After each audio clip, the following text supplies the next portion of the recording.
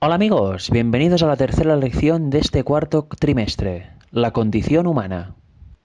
El versículo de memoria es Romanos 3:23. Por cuantos todos pecaron y están destituidos de la gloria de Dios. Aquí vemos una verdad tremenda, que es lo que quiere Pablo dejar muy claro a los romanos y también dejar claro a otras iglesias donde va, a otras zonas donde va. Lo cual es la terrible condición del ser humano desde la entrada del pecado en el Edén, cuando Eva pecó y Adán cedió también a la tentación. Una condición humana donde no hay nada bueno en el hombre. Nada bueno sale de sí mismo. Todo lo bueno que sale del hombre es porque Dios actúa a través de él, pero nada por nosotros mismos podemos hacer de bueno. Tenemos tendencia al mal y nuestra inclinación es hacer siempre acciones pecaminosas, acciones malas.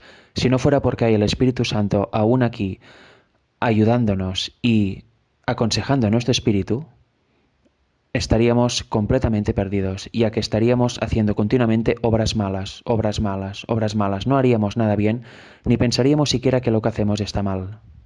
Y es aquí donde entra en importancia el sacrificio de Cristo. La gracia que nos da gratuitamente nos permite abrir una vía hacia la vida eterna y hacia poder cambiar nuestros caracteres, de cambiar nuestro estilo de vida, asiéndonos de su poder. Aquí es donde entra la conversión que tenemos que experimentar como seres humanos, gracias al sacrificio de Cristo. Sin eso, no habría ninguna esperanza para nosotros, ya que todos hemos pecado, por tanto, a la que pecamos, estamos condenados a muerte. Si no fuera por el sacrificio de Cristo en la cruz, no tendríamos opción de arrepentimiento ni ningún lugar donde ir para arrepentirnos de corazón y que el Padre, gracias a los méritos de Cristo, nos pudiera perdonar. Romanos 1, 16 y 17 nos dicen lo siguiente: porque no me avergüenzo del Evangelio, porque es poder de Dios para salvación a todo aquel que cree, al judío primeramente y también al griego. Esto es el versículo 16. ¿Qué nos está diciendo aquí Pablo? Pues que el Evangelio es para todo el mundo, tanto para judíos como para gentiles. No hay distinción ya desde la muerte de Cristo.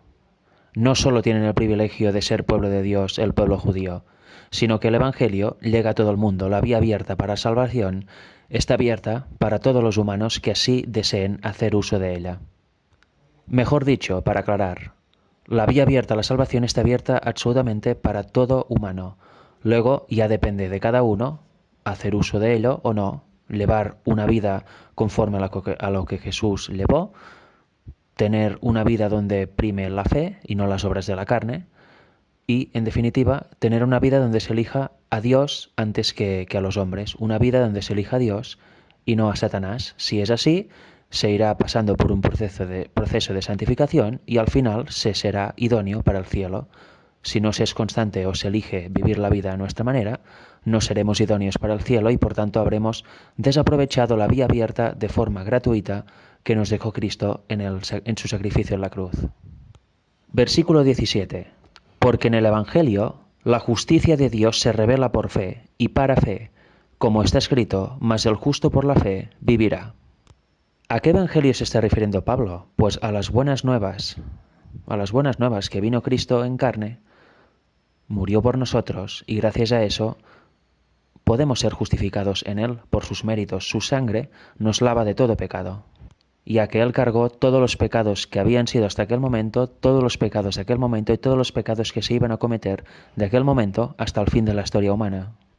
Y ahí es donde se revela la justicia. Si crees en Él, serás salvo. Si no crees en Él, no serás salvo. Tenemos la opción de tener la vida eterna si aceptamos la salvación gratuita que nos dio Cristo en la cruz, si aceptamos la justicia que nos imputa por su sacrificio en la cruz. Eso es gratuito y para todo el mundo. Por eso en la cruz se revelan todos los misterios, porque antes de eso costaba entender cómo todo el mundo podría ser salvo. Una vez muerto Cristo y habiendo visto su ministerio, se entiende que todos somos uno en Cristo Jesús. La familia humana se reúne alrededor de Cristo y ahí ya no existen ni razas, ni sexos, ni nada de nada, porque ahí todos somos iguales, todos tenemos las mismas opciones de optar a salvación si nos aferramos de los méritos de Cristo. Si leemos Romanos 3, del 21 al 24, vemos lo siguiente. Pero ahora, aparte de la ley, se ha manifestado la justicia de Dios testificada por la ley y por los profetas. Por tanto, esta justicia ya fue manifestada en lo que se conoce como el Antiguo Testamento. ¿Y cuál es la justicia de Dios? Pues Cristo mismo. La justicia de Dios por medio de la fe en Jesucristo, para todos los que creen en Él, porque no hay diferencia, por cuanto todos pecaron y están destituidos de la gloria de Dios, siendo justificados gratuitamente por su gracia, mediante la redención que es en Cristo Jesús. Por tanto, aquí dice claramente, porque todos pecaron. Todos hemos cometido pecados, por tanto estamos destituidos de la gloria de Dios. Si no fuera porque la sangre de Cristo nos limpia y venció en la cruz, no tendríamos vía posible para llegar a la vida eterna, ni muchísimo menos. Y eso es una gran verdad. No hay bondad inherente en nosotros. Todo acto bueno que nos sale es porque Dios actúa en nosotros, y no podríamos ser salvos ni justificados si no fuera por los méritos de Cristo en la cruz. Ahora vamos a comprobar esto en el Antiguo Testamento. Si leemos Isaías 64:6, vemos lo siguiente. Si bien todos nosotros somos como suciedad, y todas nuestras justicias como trapo de inmundicia, y caímos todos nosotros como la hoja, y nuestras maldades nos llevaron como viento. ¿Qué somos los humanos según la Biblia? Nuestra justicia es trapo de inmundicia, somos como suciedad, por tanto, que nadie se jacte de que es bueno, o de que esta persona es muy buena, por tanto no le hace falta un redentor, o mira, sin Cristo ya resulta que hace bondad. No nos dejemos engañar por esto, porque de nosotros mismos no sale nada bueno. Tenemos tendencia al mal, por tanto toda nuestra tendencia, si no fuera porque el Espíritu Santo está en la tierra, sería tendencia al mal sin nada de bueno. Todo lo bueno que sale de nosotros es por inspiración divina, porque el Espíritu testifica a nuestro espíritu lo que es bueno y lo que no es bueno. Ahora leyendo Romanos 3, versículos del 10 al 18, que son unos versículos antes de lo que acabamos de leer, nos lo va a dejar clarísimo nuestra condición humana de serie, desde la entrada del pecado. Como está escrito, no hay justo ni aun uno, no hay quien entienda, no hay quien busque a Dios, todos se desviaron a una, se hicieron inútiles. No hay quien haga lo bueno, no hay ni siquiera uno. Sepulcro abierto es su garganta, con su lengua engañan, veneno de áspides hay debajo de sus labios, su boca está llena de maldición y de amargura, sus pies se apresuran para derramar sangre, quebranto y desventura hay en sus caminos, y no conocieron camino de paz, no hay temor de Dios delante de sus ojos. Vemos definiciones que nos suenan familiares, ¿verdad? En estos versículos que acabamos de leer, tanto en nosotros mismos, en muchos momentos de nuestra vida, como en otras personas, ¿verdad? Que hemos visto situaciones donde personas actuaban así. Pues no nos jactemos de nuestra condición, porque nuestra condición es horrible, es totalmente alejada de Dios. Por tanto, si no fuera por, como digo tantas veces, por Cristo, nada tendríamos que hacer nosotros, no podríamos conseguir la vida eterna en lo absoluto. Y luego sigue diciendo, versículo 19, pero sabemos que todo lo que la ley dice lo dice a los que están bajo la ley. ¿Qué es estar bajo la ley? Es estar pecando, es estar transgrediéndola. Para que toda boca se cierre y todo el mundo quede bajo el juicio de Dios, ya que por las obras de la ley ningún ser humano será justificado delante de él, porque por medio de la ley es el conocimiento del pecado. Por supuesto, la ley, como hemos visto en otras lecciones, nos enseña lo mal que estamos, pero no tiene poder salvífico. Y si encima la transgredimos, pues estamos bajo la ley, estamos bajo condenación, listos para ser juntados con la cizaña en el día final y ser quemados. Aparte de la ley nos da conocimiento de lo que es pecado, como he dicho antes, pero es un espejo, pero no nos tiene poder salvífico. Justo después de eso vienen los versículos que hemos leído al inicio de este día, Romanos 3 del 21 al 24. Teníamos la ley, ahora tenemos la justicia de Dios. Cristo, que con sus méritos nos justifica para salvación. Ahí se manifestó la vía de entrada a la vida eterna, la única vía posible para entrar y ser salvos. Por tanto, ahora tenemos la ley, la cual tenemos que guardar, la ley moral, los 10 mandamientos. Si la guardamos estamos por encima de la ley porque no la transgredimos. Y tenemos el poder que nos ayudará a seguir el camino correcto durante nuestra vida si nos aferramos de él, que es Cristo. Las dos cosas. La ley que manifiesta el carácter de Dios, por tanto para nada queda abolida, y los méritos de Cristo que nos justifican para ser aceptos delante del Padre. El mundo nos vende la idea de que el humano está progresando, ya tanto a nivel de evolución como a nivel de comportamiento en la sociedad. La evolución nos dice que partimos de una célula y al final ha salido todo esto. Animales complejos, el humano es un ser hipercomplejo también a nivel molecular, todo el reino vegetal también pasó de la nada a ser lo que es ahora, organismos totalmente complejos, y nos lo dicen así, que a raíz de una evolución de millones y millones y millones de años, cada vez ponen más millones, pues ha salido todo lo que conocemos ahora. De la nada se pasa al todo, de lo simple se pasa a lo complejo, de lo primitivo se pasa a lo desarrollado. En cambio, la Biblia nos dice algo muy distinto. Nos dice que cuando salimos de las manos del Creador, cuando Adán salió de las manos del Creador, era perfecto, en todo sentido, tanto a nivel físico como a nivel mental, como a nivel espiritual. Luego, leyendo el relato del Génesis, vemos que los antediluvianos vivían centenares de años, vivían siglos. En cambio, ¿qué pasa ahora? Se ve que a partir del diluvio cada vez fuimos descendiendo más en longevidad y cada vez fuimos perdiendo más capacidad mental, más capacidad espiritual, más capacidad física.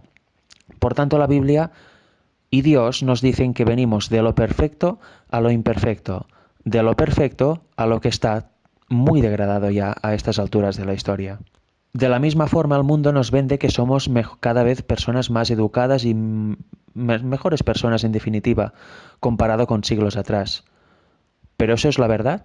Ahora vamos a leer unos cuantos versículos de Romanos, concretamente del 22 al 32, quizá los comentaremos y algunos los leeremos, y veremos si lo que pasaba en aquella época en el mundo, digamos, impío, en la gente que se alejaba de Dios y no lo tenía en cuenta, pues veremos si está pasando ahora también o no. Veremos si realmente hemos cambiado o no. Y de aquella época han pasado 20 siglos, ¿eh? Nos dice así los versículos: profesando ser sabios, se hicieron necios, y cambiaron la gloria de Dios incorruptible en semejanza de imagen de hombre corruptible, de aves, de cuadrúpedos y de reptiles. Por tanto, se creían sabios por su propia condición, pero ¿qué eran en realidad para Dios? Necios. Dejaron la honra a Dios para pasar a honrar a la creación. ¿Y qué sucedió con eso? Pues que Dios les envió a inmundicia. Les dejó que dieran rienda suelta a sus concupiscencias, a todo lo que albergaban en su corazón. Claro, los humanos rechazaban a Dios, pues Él les envía el espíritu de error, deja que sigan su camino hasta que reaccionen, y si no reaccionan, pues van para abajo, para abajo, para abajo. ¿Pero todo por qué? ¿Porque Dios es malo? No, porque el humano ha elegido el camino y ha elegido caminar sin Dios. Luego nos dice que daban culto a las criaturas y no al Creador. Luego nos habla que practicaron también todo tipo de prácticas sexuales homosexuales, mujeres con mujeres, hombres con hombres. Incluso dice que la mujer usó el uso natural de su sexo, pero para hacerlo contra naturaleza. Todo tipo de perversidades y actos inmorales. Fornicación por todo lado, ahora voy con este, ahora voy con esta, ahora voy con el otro. No había ningún tipo de freno. Y el versículo 28 nos dice: y como ellos no aprobaron tener en cuenta a Dios, Dios los entregó una mente reprobada para hacer cosas que no convienen.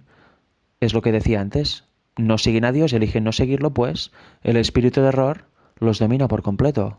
Y luego nos dice una serie de objetivos de cómo eran estas personas: ávaros, malos, llenos de envidia, homicidas, estaban contendiendo todo el tiempo, discutiendo, engañaban, maldecían, murmuraban, eran detractores, aborrecían a Dios, injuriosos, soberbios, altivos, inventores de males, desobedientes a los padres, necios, sin afecto natural, etc.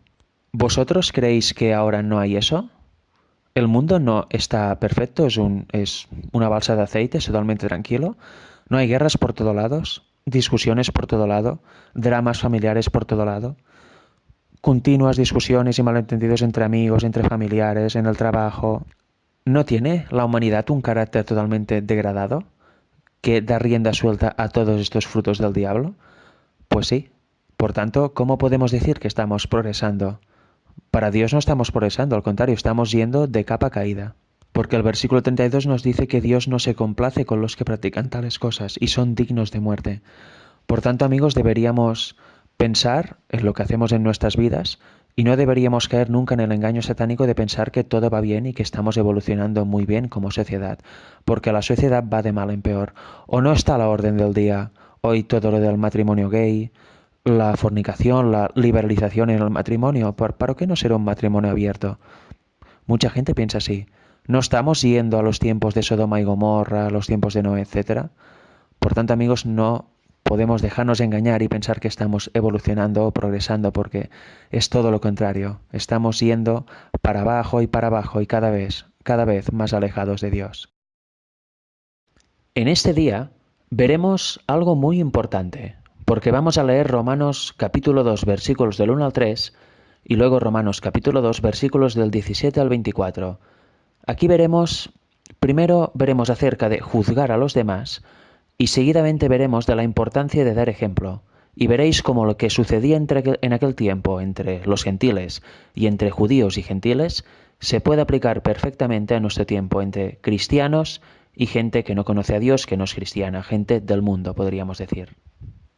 Romanos 2 del 1 al 3 dice así: Por lo cual eres inexcusable, oh hombre, quienquiera que seas tú que juzgas, pues en lo que juzgas a otro, te condenas a ti mismo, porque tú que juzgas, haces lo mismo.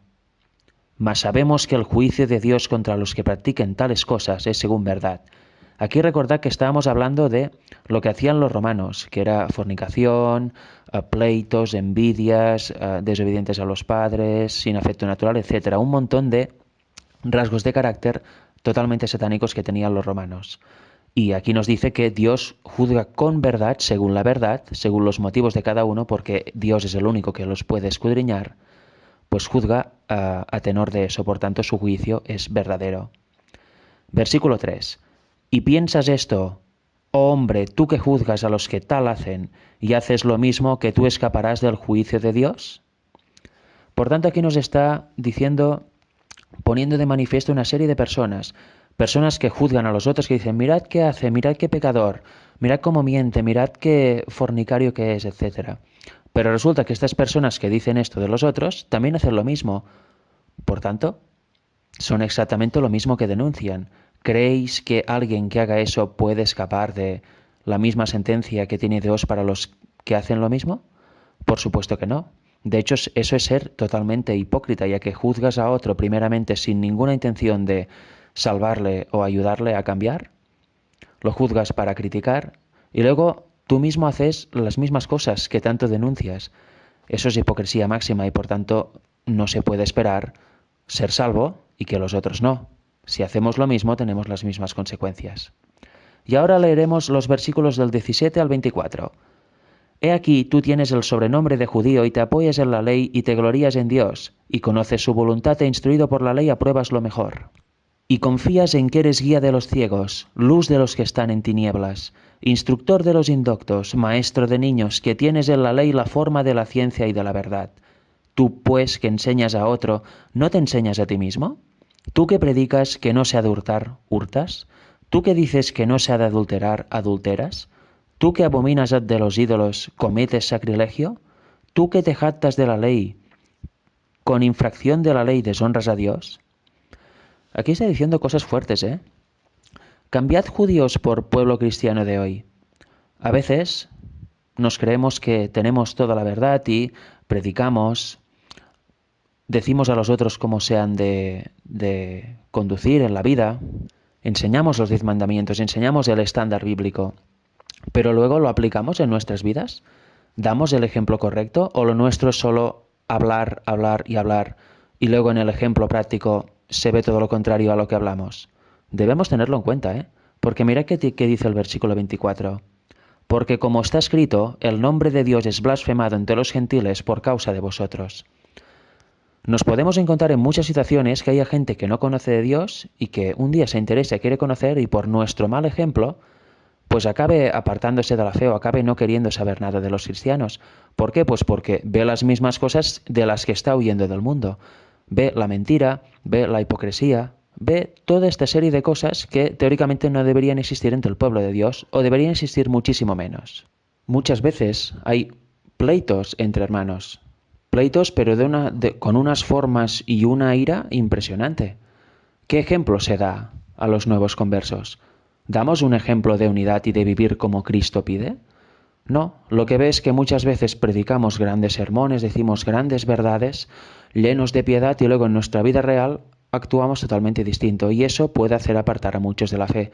Por tanto, debemos tener cuidado porque somos responsables de los nuevos que entran en la fe. Su sangre caerá sobre nosotros y por nuestro ejemplo ellos acaban perdiéndose y apostatando. En Lucas 3:8 vemos a Juan el Bautista diciendo: Haced pues frutos dignos de arrepentimiento, y no comencéis a decir dentro de vosotros mismos: Tenemos a Abraham por padre, porque os digo que Dios puede levantar hijos a Abraham aún de estas piedras. Cambiemos otra vez los judíos por nosotros. Podemos decir: nosotros somos cristianos, por tanto, estamos bien. No, señores. Tenemos que hacer frutos dignos de arrepentimiento, porque si no vamos a ver cómo nos vamos a perder. Y otras personas que han estado en el mundo durante años van a entrar en el cristianismo y van a ocupar nuestros lugares, porque Dios actúa así. Sus obreros no les sirven, apostatan todos, pues hacen obreros nuevos que están deseosos de entrar en la viña y hacer los frutos dignos de arrepentimiento y siguen realmente al Cordero. Ya nos lo dice Apocalipsis 3:14 en el mensaje a la Odisea: arrepiéntete, vuelve a la senda correcta porque vas mal, eres orgulloso o eres tibio. Hay dos tipos de laodicenses. El que vive en el mundo y en la iglesia va haciendo así, un poco de todo, y hay el que es tan orgulloso que no acepta nada que le digan, simplemente acepta lo que sabe y nada más. Él es el único intérprete de la Biblia. Hay muchos cristianos así, y Cristo dice: abrid la puerta de vuestro corazón para que yo pueda entrar y cenar con vosotros.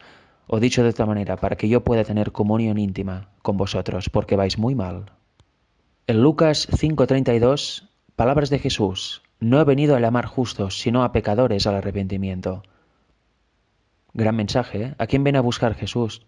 A los que se arrepienten, a los que están en una vida totalmente contraria a las Escrituras, a los que viven sin Dios, pero que en su corazón está el arrepentirse.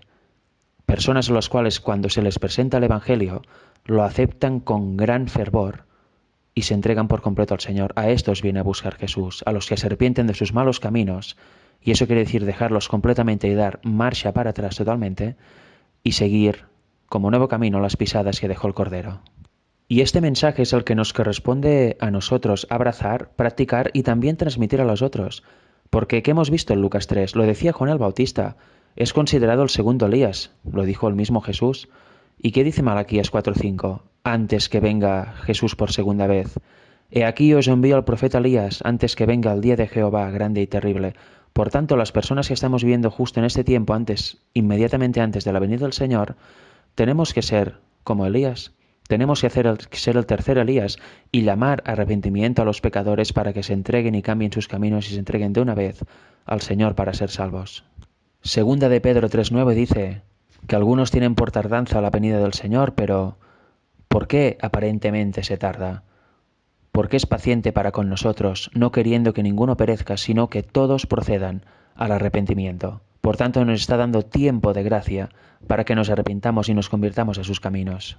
Y si leemos Romanos 2:5, vemos lo siguiente: pero por tu dureza y por tu corazón no arrepentido, atesoras para ti mismo ira para el día de la ira y de la revelación del justo juicio de Dios.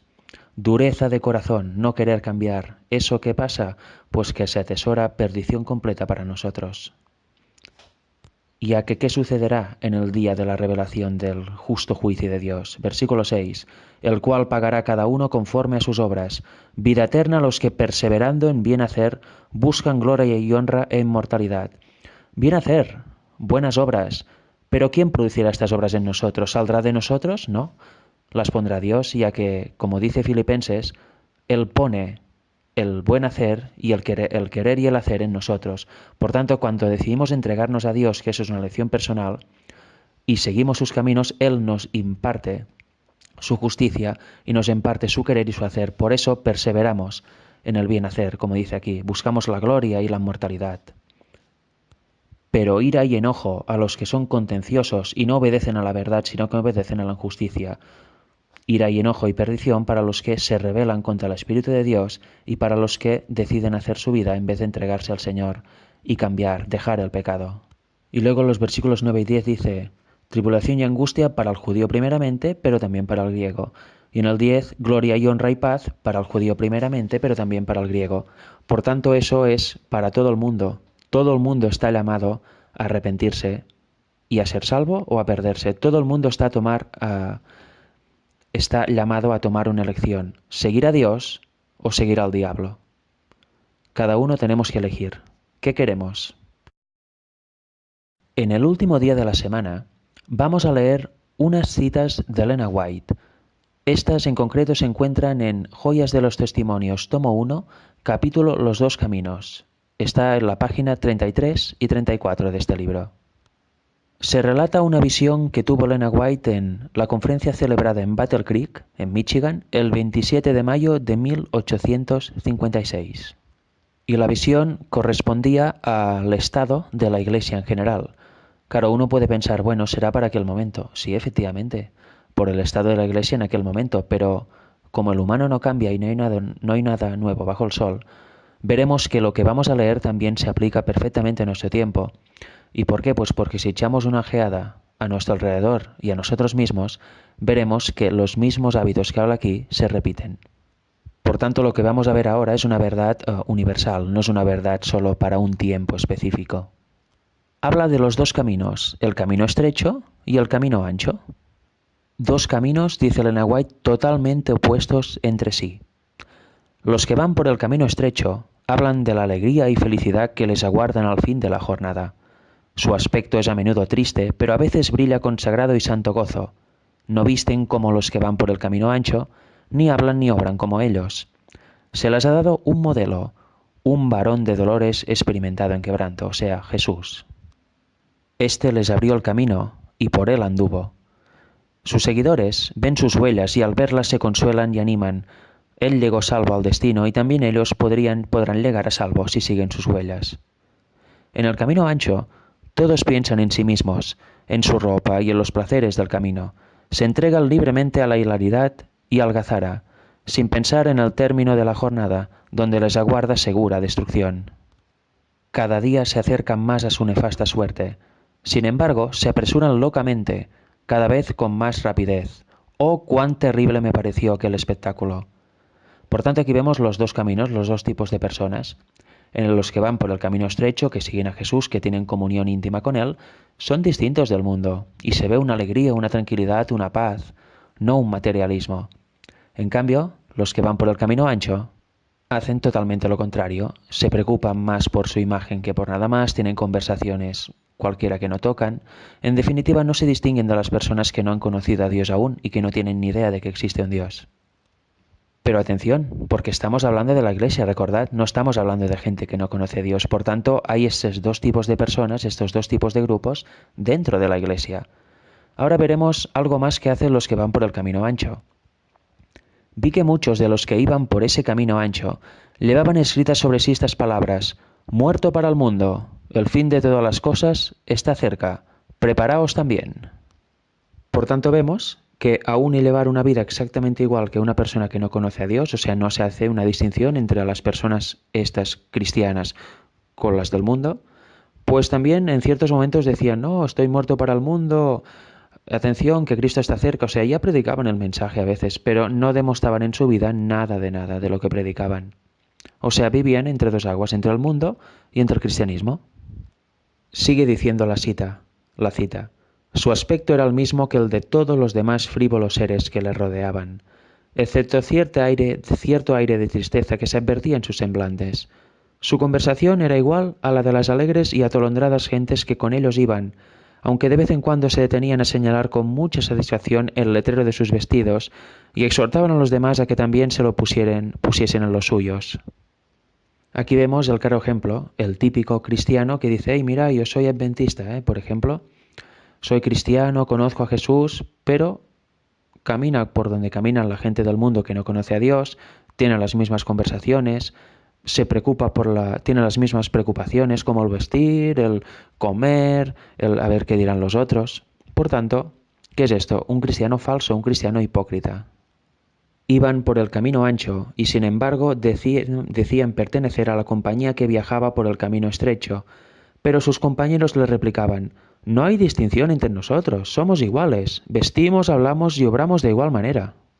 Por tanto, ¿qué vemos? Ellos decían que estaban caminando por el camino estrecho, que eran totalmente cristianos. Pero ¿qué les dice a las gentes con las que se rodean que no conocen a Dios y que son del mundo? Les dicen, pero si no vemos ninguna diferencia entre nosotros y vosotros, predicáis una cosa y hacéis otra, decís que creéis en Jesús pero actuáis igual que nosotros que no creemos en Él. Otra vez el tema del ejemplo. Qué tremendo, ¿eh? Yo os pregunto, ¿alguna vez os habéis encontrado en esta situación? Puede ser que sí, puede ser que no, pero que sepáis que aún estamos en tiempo de gracia, aún podemos cambiar. Si notamos que estamos en el camino ancho, parémonos, oremos a Dios y giremos por completo de dirección, la dirección que llevamos, y empecemos a caminar por el camino estrecho con la ayuda de Dios, porque si no, nuestro fin va a ser la muerte. Y lo peor es que vamos a creer que vamos tan bien. Tenemos que escudriñarnos mucho cada día, amigos, muchísimo, porque es muy fácil cambiar de camino. El ancho por eso es ancho, en cambio el estrecho es estrecho, por eso lo es, porque se sufren privaciones, se tiene que dejar ciertas cosas, se tiene que caminar distinto al mundo. Tengámoslo claro y escudriñémonos siempre. Que Dios os bendiga a todos.